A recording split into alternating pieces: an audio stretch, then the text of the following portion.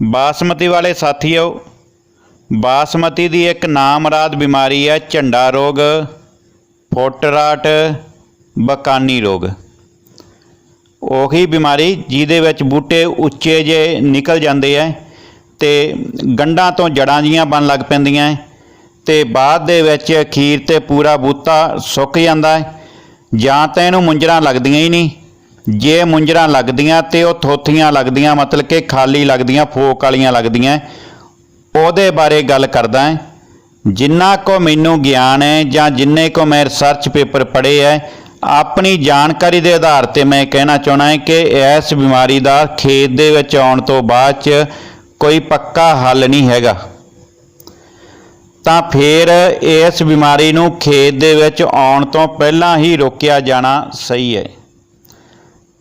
इस संबंधी इस वीडियो दे विच मैं गल करांगा। कुलदीप सिंह शेरगिल मरखाई वालों सारे किसान साथियों नूं सत श्री अकाल। जो नवे किसान है अपना यूट्यूब चैनल मेरी खेती मेरा किसान या फेसबुक पेज मेरा पंजाब मेरा किसान ज्वाइन कर सकते हैं। किसान दोस्तों, ये जिहड़ी बीमारी है ना, एक उल्ली तो फैलदी है, एक उल्ली रोग है। तो ये जिहड़ा उल्ली रोग है ये दो तरीके दे नाल बूटे दे विच जांदा है। एक तो ये बीज तो ही फैलदा है कि जिहड़ा बीज तुसी माड़ा ले आए तो गां ये फैलेगा ही फैलेगा। दूजा जिहड़ा हैगा है मिट्टी दे विच्चों भी ये बीमारी फैल जाती है। तो इस दे लई पहला काम तो जिवें मैं तुहानूं पहलां दस्सिया सीगा कि जिहड़ा बीज है उहनूं 2% लूण दे घोल दे विच डुबो के ते जिहड़ा हल्का हल्का बीज उत्ते आऊगा ये बीमारी वाला बीज होऊगा, इहनूं सारे नूं बाहर कढ़ देना है। तुरंत बाद ज़्यादा देर नहीं भ्यों के रखना, तुरंत बाद साफ पानी नाल चंगे तरीके नाल बीज नूं साफ कर लेना है। ते साफ करके ते धो के इहनूं जिवें एक पहलां वीडियो दस्सिया उवें सोध लेना है। ते तुसीं सीधी बिजाई वाली और सीधी बिजाई कर सकते हो। परंतु जिहड़े कद्दू करके लाउण वाले है उन्हां दे खेतां दे विच पनीरी तैयार खड़ी है। एक चीज़ नोट करना, आ जिहड़ी वीडियो विच चल रही है ना, ये पिछले साल दी अपनी पूसा बासमती 17-18 है। ਇਹਦੀ ਸਿੱਧੀ ਬਿਜਾਈ ਕੀਤੀ ਸੀਗੀ। ਇਹਦੀ ਮੁੰਜਰ ਦੇਖੋ, ਕੱਦ ਦੇਖੋ, ਪੂਰਾ ਖੇਤ ਭਰਿਆ ਦੇਖੋ, ਤਾਂ ਕਿ ਤੁਹਾਨੂੰ ਇਹ ਪਤਾ ਲੱਗ ਸਕੇ ਕਿ ਸਿੱਧੀ ਬਿਜਾਈ ਵਾਲੀ ਫਸਲ ਜਿਹੜੀ ਹੁਣ ਸਾਹ ਜੇ ਸੁੱਕਦੇ ਪਏ ਹੈ ਇਹ ਬਾਅਦ 'ਚ ਜਾ ਕੇ ਕਿਵੇਂ ਬਣ ਜਾਂਦੀ ਹੈ। ਤਾਂ ਇਹਨਾਂ ਦੇ ਹੁਣ ਪਨੀਰੀ ਖੇਤ 'ਚ ਪੁੱਟ ਕੇ ਲਾਉਣੀ ਹੈ। ਤਾਂ ਇਹਦਾ ਕੰਟਰੋਲ ਹੁਣ ਤੁਹਾਨੂੰ ਪਨੀਰੀ ਤੋਂ ਹੀ ਇਸ ਬਿਮਾਰੀ ਦਾ ਕੰਟਰੋਲ ਕਰਨਾ ਪੈਣਾ ਹੈ।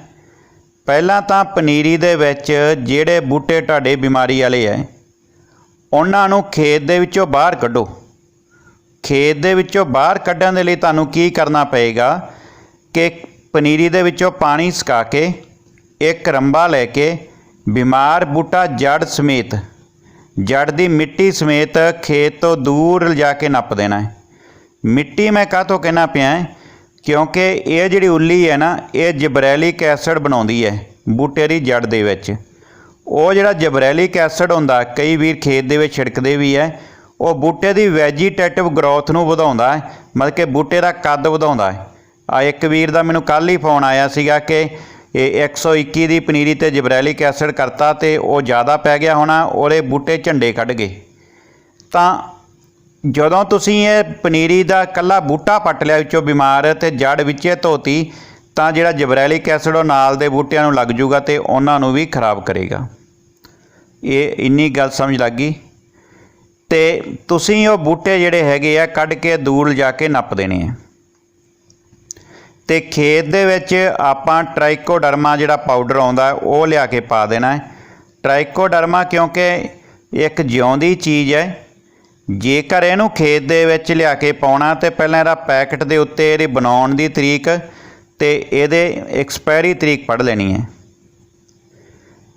पनीरी पट्टन लग्गियां खेत दे पनीरी दीयां जड़ां दे उत्ते जख्म हो जाते हैं।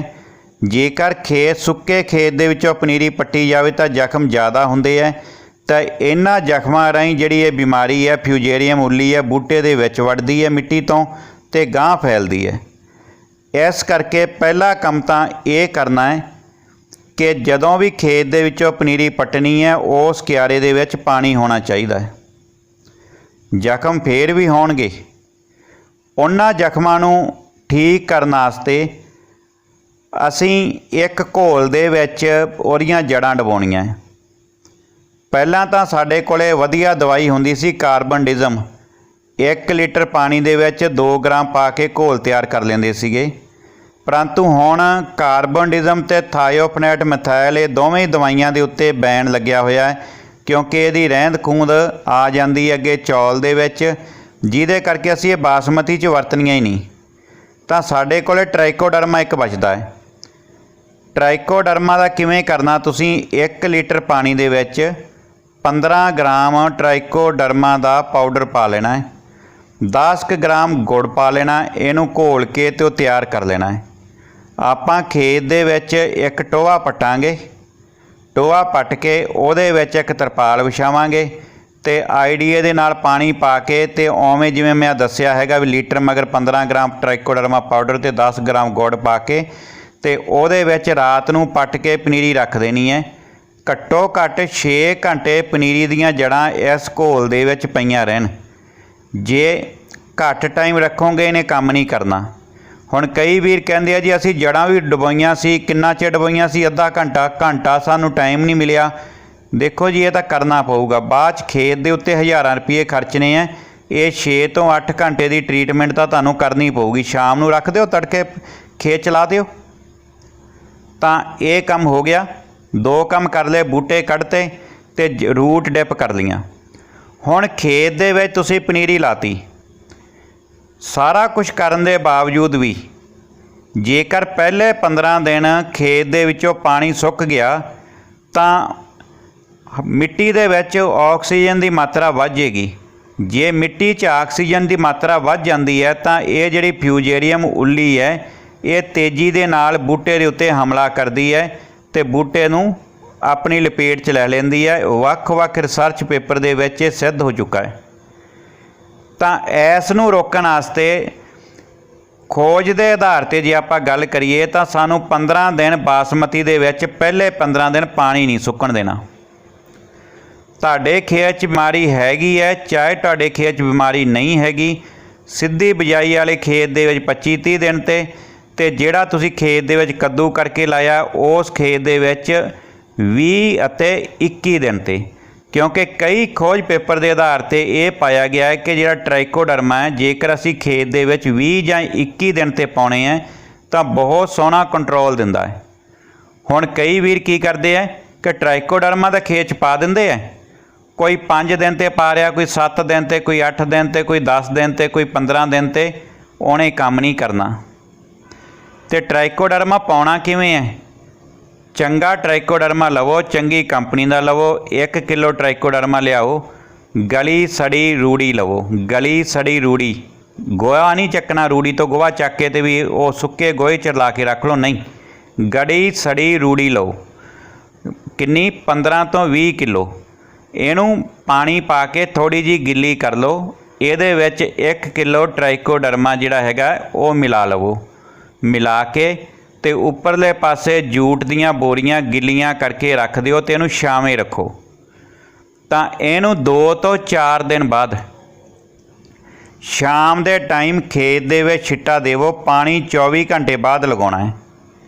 खेत दे विच पानी नहीं होना चाहिए।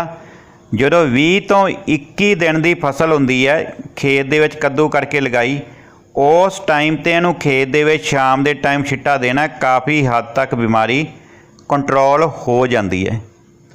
दोस्तों एक चीज़ इत्थे होर है कि जेकर खेत दे विच फिर भी बीमार बूटे आउंदे है तां वो बीमार बूटे मिट्टी समेत पटने कदों? जदों खेत च पानी ना होवे, मिट्टी समेत पट के आपदे पिछे झोली बन्नी होवे, जिवें नरमा चुगन लग्या हुंदी है, वो च पा लेने हैं ते खेत तो दूर लिजा के एक टोआ पट के उहदे विच नप देने हैं।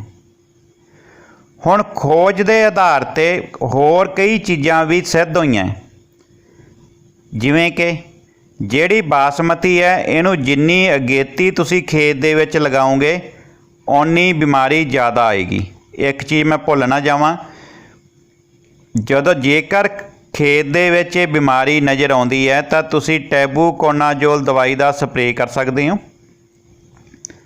ਜਿਹੜੇ ਖੇਤ 'ਚੋਂ ਬੀ ਰੱਖਣਾ ਹੈ ਉਸ ਖੇਤ ਦੇ ਵਿੱਚ ਤੁਸੀਂ ਪ੍ਰੋਪੀਕੋਨਾਜ਼ੋਲ ਦਾ ਸਪਰੇਅ ਕਰ ਸਕਦੇ ਹੋ ਤਾਂ ਕਿ ਬਿਮਾਰੀ ਅੱਗੇ ਨਾ ਆਵੇ ਨਿਸਾਰੇ ਟਾਈਮ 'ਤੇ, ਤਾਂ ਕਿ ਬੀ ਰਾਹੀਂ ਇਹ ਬਿਮਾਰੀ ਅੱਗੇ ਨਾ ਵਧੇ। ਜਿਹੜਾ ਤੁਸੀਂ ਚੌਲ ਦੇ ਲਈ ਵੇਚਣਾ ਉਹਦੇ ਵਿੱਚ ਇਹ ਸਪਰੇਅ ਨਹੀਂ ਕਰਨਾ, ਪ੍ਰੋਪੀਕੋਨਾਜ਼ੋਲ ਦਾ ਸਪਰੇਅ ਨਹੀਂ ਕਰਨਾ। ਤਾਂ ਖੇਤ ਦੇ ਵਿੱਚ ਪਨੀਰੀ ਲਾਉਣ ਦੇ ਟਾਈਮ ਦਾ ਬਿਮਾਰੀ ਦੇ ਨਾਲ ਬਹੁਤ ਜ਼ਿਆਦਾ ਸੰਬੰਧ ਹੈ। ਵੱਖ-ਵੱਖ ਖੋਜ ਪੱਤਰਾਂ ਦੇ ਆਧਾਰ 'ਤੇ ਜੇਕਰ ਅਸੀਂ ਗੱਲ ਕਰੀਏ, ਜੇਕਰ ਤੁਸੀਂ 10 ਜੂਨ ਨੂੰ ਖੇਤ ਦੇ ਵਿੱਚ ਨਰਸਰੀ ਲਗਾਉਣੇ ਹੋ, ਪਨੀਰੀ ਪੱਟ ਕੇ ਲਾਉਣੇ ਹੋ, ਤਾਂ ਖੋਜ ਦੇ ਆਧਾਰ 'ਤੇ ਪਤਾ ਲੱਗਿਆ ਕਿ 24.2% ਬੂਟਿਆਂ ਦੇ ਵਿੱਚ ਇਹ ਬਿਮਾਰੀ ਪਾਈ ਗਈ। ਜੇਕਰ 20 ਜੂਨ ਦੇ ਨੇੜੇ ਇਹ ਪਨੀਰੀ ਲਗਾਈ ਜਾਂਦੀ ਹੈ ਖੇਤ ਦੇ ਵਿੱਚ ਤਾਂ ਇਹ ਬਿਮਾਰੀ ਐਕਸਪੈਰੀਮੈਂਟ ਦੇ ਦੌਰਾਨ 14.1% ਬੂਟਿਆਂ ਦੇ ਵਿੱਚ ਪਾਈ ਗਈ। 30 ਜੂਨ ਨੂੰ ਖੇਤ ਦੇ ਵਿੱਚ ਜੇਕਰ ਇਹ ਪਨੀਰੀ ਲਗਾਈ ਜਾਂਦੀ ਹੈ ਤਾਂ 10.7% ਬੂਟਿਆਂ ਦੇ ਵਿੱਚ ਇਹ ਬਿਮਾਰੀ ਦੇਖੀ ਗਈ। ਇਸੇ ਖੋਜ ਦੇ ਵਿੱਚ ਇੱਕ ਪਲਾਟ ਦੇ ਵਿੱਚ 10 ਜੁਲਾਈ ਨੂੰ ਕੱਦੂ ਕਰਕੇ ਪਨੀਰੀ ਲਾਈ ਗਈ ਤਾਂ ਉਹਦੇ ਵਿੱਚ ਬਿਮਾਰੀ ਕੇਵਲ ਤੇ ਕੇਵਲ 3.6% ਪਾਈ ਗਈ। ਇਹਦਾ ਮਤਲਬ ਇਹ ਹੋ ਗਿਆ ਕਿ ਜਿੰਨਾ ਜ਼ਿਆਦਾ ਤਾਪਮਾਨ ਗਰਮ ਹੈ ਓਨੀ ਬਿਮਾਰੀ ਤੇਜ਼ੀ ਦੇ ਨਾਲ ਫੈਲਦੀ ਹੈ। ਜਿੰਨਾ ਤੁਸੀਂ ਪਛੇਤੀ ਬਾਸਮਤੀ ਲਗਾਓਗੇ ਓਨੀ ਬਿਮਾਰੀ ਘੱਟ ਹੈ। ਪਰੰਤੂ ਇੱਕ ਚੀਜ਼ ਧਿਆਨ 'ਚ ਹੋਰ ਰੱਖਣਾ, ਇਸੇ ਹੀ ਰਿਸਰਚ ਪੇਪਰ ਦੇ ਵਿੱਚ ਸਾਫ਼-ਸਾਫ਼ ਲਿਖਿਆ ਹੈ ਕਿ ਜੇਕਰ ਪਨੀਰੀ 25 ਤੋਂ 30 ਦਿਨ ਦੀ ਲਗਾਈ ਜਾਂਦੀ ਹੈ ਖੇਤ ਦੇ ਵਿੱਚ ਤਾਂ ਬਿਮਾਰੀ ਦੇ ਫੈਲਣ ਦੇ ਚਾਂਸਸ ਘੱਟ ਹੁੰਦੇ ਹੈ। ਜੇਕਰ ਪਨੀਰੀ ਅਸੀਂ 40 ਦਿਨ ਜਾਂ 50 ਦਿਨ 'ਤੇ ਜਿਵੇਂ ਜਿਵੇਂ ਲੇਟ ਕਰਦੇ ਹਾਂ ਉਵੇਂ ਬਿਮਾਰੀ ਦੀ ਦਰ ਖੇਤ ਦੇ ਵਿੱਚ ਵੱਧਦੀ ਜਾਂਦੀ ਹੈ। ਮਤਲਬ ਕਿ ਪਨੀਰੀ ਛੋਟੀ ਉਮਰ ਦੀ ਲਾਓਗੇ, ਲਵੀ ਲਾਓਗੇ ਤਾਂ ਬਿਮਾਰੀ ਘੱਟ ਲੱਗੇਗੀ, ਵੱਡੀ ਪਨੀਰੀ ਦੇ ਵਿੱਚ ਬਿਮਾਰੀ ਜ਼ਿਆਦਾ ਆਏਗੀ। ਤਾਂ ਇਹ ਚੀਜ਼ ਨੋਟ ਕਰਨਾ। ਇੱਕ ਅਲੱਗ ਰਿਸਰਚ ਪੇਪਰ ਦੇ ਆਧਾਰ 'ਤੇ ਇਹ ਪਤਾ ਲੱਗਿਆ ਹੈ ਕਿ ਜੇਕਰ ਬਾਰਿਸ਼ਾਂ ਲਗਾਤਾਰ ਪੈਂਦੀਆਂ ਰਹਿਣ ਤਾਂ ਇਹ ਬਿਮਾਰੀ ਦਾ ਹਮਲਾ ਖੇਤ 'ਚ ਘੱਟ ਹੁੰਦਾ ਹੈ। ਤਾਂ ਦੋਵੇਂ ਚੀਜ਼ਾਂ ਮਿਲਦੀਆਂ ਕਿ ਜੁਲਾਈ ਦੇ ਵਿੱਚ ਬਾਰਿਸ਼ਾਂ ਵੀ ਵਧੀਆ ਹੋਣ ਲੱਗ ਪੈਂਦੀਆਂ ਅਤੇ ਜੁਲਾਈ ਦੇ ਵਿੱਚ ਜੇਕਰ ਅਸੀਂ ਇਹ ਲਗਾਵਾਂਗੇ, ਜਿਵੇਂ ਕਿ ਆਪਾਂ ਦੇਖਿਆ ਕਿ 10 ਜੁਲਾਈ ਨੂੰ ਜਿਹੜੀ ਪਨੀਰੀ ਜੇਕਰ ਪੱਟ ਕੇ ਖੇਤ 'ਚ ਲਾਉਣੇ ਆ ਤਾਂ ਬਿਮਾਰੀ ਘਟਦੀ ਹੈ। ਤਾਂ ਇਹਦਾ ਮਤਲਬ ਕਿ ਜਦੋਂ ਬਰਸਾਤਾਂ ਸ਼ੁਰੂ ਹੋ ਜਾਣ ਉਦੋਂ ਬਿਮਾਰੀ ਆਪਣੇ ਆਪ ਹੀ ਘੱਟ ਆਊਗੀ। ਜੇਕਰ ਔੜ ਲੱਗੀ ਹੈ ਤਾਂ ਬਿਮਾਰੀ ਖੇਤ ਦੇ ਵਿੱਚ ਵੱਧ ਆਏਗੀ। ਤਾਂ ਇਹਨਾਂ ਚੀਜ਼ਾਂ ਨੂੰ ਤੁਸੀਂ ਧਿਆਨ ਰੱਖਣਾ ਕਿ ਬਾਸਮਤੀ ਲਾਉਣ ਤੋਂ ਲੈ ਕੇ ਟਿਲਰਿੰਗ ਤੱਕ ਜੇ ਬਾਰਿਸ਼ ਚੰਗੀ ਹੁੰਦੀ ਤਾਂ ਬਿਮਾਰੀ ਘੱਟ ਆਉਂਦੀ ਹੈ। ਇੱਕ ਰਿਸਰਚ ਪੇਪਰ ਦੇ ਆਧਾਰ 'ਤੇ ਜੇ ਆਪਾਂ ਗੱਲ ਕਰੀਏ ਤਾਂ ਇਹ ਕਿਹਾ ਜਾਂਦਾ ਹੈ ਕਿ ਜੇਕਰ ਬੀਜ ਨੂੰ ਸੋਧ ਕੇ ਬੀਜਿਆ ਹੋਵੇ, ਪਨੀਰੀ ਦੇ ਵਿੱਚੋਂ ਬਿਮਾਰ ਬੂਟੇ ਮਿੱਟੀ ਸਮੇਤ ਬਾਹਰ ਕੱਢ ਦਿੱਤੇ ਗਏ ਹੋਣ ਅਤੇ ਪਨੀਰੀ ਪੱਟ ਕੇ ਖੇਤ ਦੇ ਵਿੱਚ ਲਾਉਣ ਤੋਂ ਪਹਿਲਾਂ ਰੂਟ ਉਹਦੀਆਂ ਜਿਹੜੀਆਂ ਜੜ੍ਹਾਂ 6 ਤੋਂ 8 ਘੰਟੇ ਜਿਵੇਂ ਪਹਿਲਾਂ ਦੱਸਿਆ ਉਸ ਤਰੀਕੇ ਦੇ ਘੋਲ ਦੇ ਵਿੱਚ ਡੁਬੋ ਕੇ ਰੱਖੀਆਂ ਹੋਣ ਅਤੇ 20 ਤੋਂ 21 ਦਿਨ 'ਤੇ ਖੇਤ ਦੇ ਵਿੱਚ ਟ੍ਰਾਈਕੋਡਰਮਾ ਜਿਵੇਂ ਪਹਿਲਾਂ ਦੱਸਿਆ ਉਵੇਂ ਮਲਟੀਪਲਾਈ ਕਰਕੇ ਸ਼ਾਮ ਦੇ ਟਾਈਮ ਸੁੱਕੇ ਪਾਣੀ ਬਾਹਰ ਕੱਢ ਕੇ ਖੇਤ ਦੇ ਵਿੱਚ ਪਾਇਆ ਜਾਵੇ ਤਾਂ 92.2% ਤੱਕ ਬਿਮਾਰੀ 'ਤੇ ਕੰਟਰੋਲ ਮਿਲਦਾ ਹੈ। 100% ਦਾ ਦਾਅਵਾ ਕਿਤੇ ਵੀ ਨਹੀਂ ਕੀਤਾ ਗਿਆ। ਅਤੇ ਜੇ ਖੇਤ 'ਚ ਬਿਮਾਰੀ ਦਿਖੇ ਤਾਂ ਟੈਬੂਕੋਨਾਜ਼ੋਲ ਦਾ ਸਪਰੇਅ ਕਰਨ ਦੇ ਲਈ ਵੱਖ-ਵੱਖ ਰਿਸਰਚ ਪੇਪਰ ਦੇ ਵਿੱਚ ਕਿਹਾ ਗਿਆ ਹੈ। ਦੋਸਤੋ, ਜਿਹੜੀ ਝੋਨੇ ਦੀ ਸਿੱਧੀ ਬਿਜਾਈ ਹੈ ਉਹਦੇ ਵਿੱਚ ਕਾਫੀ ਹੱਦ ਤੱਕ ਸੈਕੰਡਰੀ ਇਨਫੈਕਸ਼ਨ ਇਸ ਬਿਮਾਰੀ ਦੀ ਆਪਣੇ ਆਪ ਕੰਟਰੋਲ ਹੋ ਜਾਂਦੀ ਹੈ। ਅਤੇ ਧਿਆਨ ਰੱਖਿਓ, ਥਾਇਓਫਨੈਟ ਮਿਥਾਇਲ ਅਤੇ ਕਾਰਬਨਡਿਜ਼ਮ ਬਾਸਮਤੀ ਦੇ ਵਿੱਚ ਵਰਤਣ 'ਤੇ ਬੈਨ ਕਰ ਦਿੱਤਾ ਗਿਆ ਸਰਕਾਰ ਵੱਲੋਂ। ਅਤੇ ਜਿਹੜੇ ਵੀਰ ਹੁਣ ਬਾਸਮਤੀ ਦੀ ਸਿੱਧੀ ਬਿਜਾਈ ਕਰਨੀ ਚਾਹੁਣ ਉਹ ਵੀ ਇੱਕ ਚੀਜ਼ ਨੋਟ ਕਰਨ ਕਿ ਹੁਣ ਤਰ-ਬੱਤਰ ਬਿਜਾਈ ਨਹੀਂ ਹੋ ਸਕਦੀ ਕਿਉਂਕਿ ਹੁਣ ਬਾਰਿਸ਼ਾਂ ਦਾ ਮੌਸਮ ਸ਼ੁਰੂ ਹੋ ਗਿਆ ਹੈ।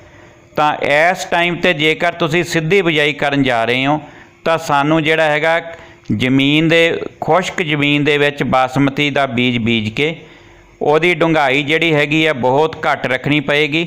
ਪੌਣੀ ਇੰਚ 1 ਇੰਚ ਦੇ ਲਗਭਗ ਡੂੰਘਾਈ ਹੋਏਗੀ। ਪੌਣੀ ਇੰਚ ਰੱਖੋਗੇ, ਅੱਧੀ ਤੋਂ ਪੌਣੀ ਇੰਚ ਤਾਂ ਬੈਸਟ ਹੈ।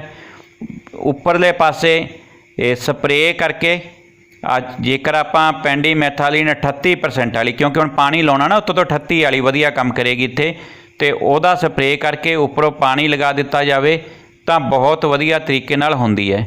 ਤੁਸੀਂ ਇਹ ਕੁਐਸਚਨ ਕਰੋਗੇ ਕਿ ਇਹ ਜਿਹੜੀ ਸੁੱਕੀ ਬਿਜਾਈ ਪਹਿਲਾਂ ਕਿਉਂ ਬੰਦ ਕੀਤੀ ਸੀ? ਕਿਉਂਕਿ ਉਹ ਟਾਈਮ ਜਿਹੜਾ ਮਈ ਦਾ ਅਖੀਰਲੇ ਦਿਨ ਹੈ ਤੇ ਜੂਨ ਦੇ ਸ਼ੁਰੂਆਤੀ ਦਿਨ ਹੈ, ਉਸ ਟਾਈਮ ਦੇ ਮੌਸਮ ਦੇ ਆਧਾਰ 'ਤੇ, ਉਸ ਸਮੇਂ ਦੇ ਹਾਲਾਤਾਂ ਦੇ ਆਧਾਰ 'ਤੇ ਤਰ ਵੱਤਰ ਬਿਜਾਈ ਜ਼ਿਆਦਾ ਵਧੀਆ ਰਹਿੰਦੀ ਹੈ। ਹੁਣ ਦੀ ਜਿਹੜੀ ਤਰ ਵੱਤਰ ਬਿਜਾਈ ਹੈ ਉਹ ਤਰ ਵੱਤਰ ਨਹੀਂ ਰਹਿਣੀ, ਕਿਉਂਕਿ ਪਿੱਛੇ ਬਾਰਿਸ਼ਾਂ ਆਉਣੀਆਂ ਸ਼ੁਰੂ ਹੋ ਜਾਣਗੀਆਂ। ਇਸ ਸਮੇਂ ਜਿਹੜੀ ਤੁਸੀਂ ਖੁਸ਼ਕ ਖੇਤ ਦੇ ਵਿੱਚ ਬੀਜ ਕੇ ਉੱਪਰੋਂ ਪਾਣੀ ਲਾਉਣੇ ਆ, ਉਹ ਵੀ ਵਧੀਆ ਕੰਮ ਕਰਦੀ ਹੈ। ਇਹ ਵੀਡੀਓ 21 ਜੂਨ 2020 ਨੂੰ ਰਿਕਾਰਡ ਕੀਤੀ ਜਾ ਰਹੀ ਹੈ, ਕਿਉਂਕਿ ਇਸ ਸਾਲ 25 ਜੂਨ ਤੋਂ ਹੀ ਬਰਸਾਤਾਂ ਦੀ ਸੰਭਾਵਨਾ ਹੈ। ਮੰਨਿਆ ਜਾਂਦਾ ਕਿ 24 ਜੂਨ ਤੋਂ ਬਰਸਾਤਾਂ ਸ਼ੁਰੂ ਹੋ ਜਾਣਗੀਆਂ ਪ੍ਰੀ ਮਾਨਸੂਨ, ਤੇ ਇਹ 24 ਅਤੇ 25 ਜੂਨ 2020 ਨੂੰ ਚੱਲਦੀਆਂ ਰਹਿਣਗੀਆਂ। ਇਸ ਤੋਂ ਪਿੱਛੋਂ 26-27 ਜੂਨ, ਇਹ ਵੀ ਉਮੀਦ ਹੈ ਕਿ 25 ਜੂਨ ਹੀ ਜਾਂ 25 ਜੂਨ ਤੋਂ ਬਾਅਦ 'ਚ ਕਦੇ ਵੀ ਪੰਜਾਬ ਦੇ ਵਿੱਚ ਮਾਨਸੂਨ ਐਂਟਰ ਕਰ ਸਕਦਾ ਹੈ ਤੇ ਮਾਨਸੂਨੀ ਬਰਸਾਤਾਂ ਵੀ ਸ਼ੁਰੂ ਹੋ ਸਕਦੀਆਂ।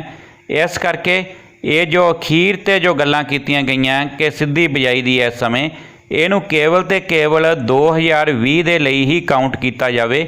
ਬਾਕੀ ਜੇਕਰ ਕੋਈ ਬਾਅਦ ਵਾਲੇ ਸਾਲਾਂ ਦੇ ਵਿੱਚ ਇਹ ਵੀਡੀਓ ਦੇਖ ਰਿਹਾ ਤਾਂ ਉਸ ਸਾਲ ਦੇ ਵਿੱਚ ਸਥਿਤੀ ਅਲੱਗ ਹੋਏਗੀ, ਉਸ ਤਰੀਕੇ ਦੇ ਨਾਲ ਗੱਲ ਕੀਤੀ ਜਾਊਗੀ।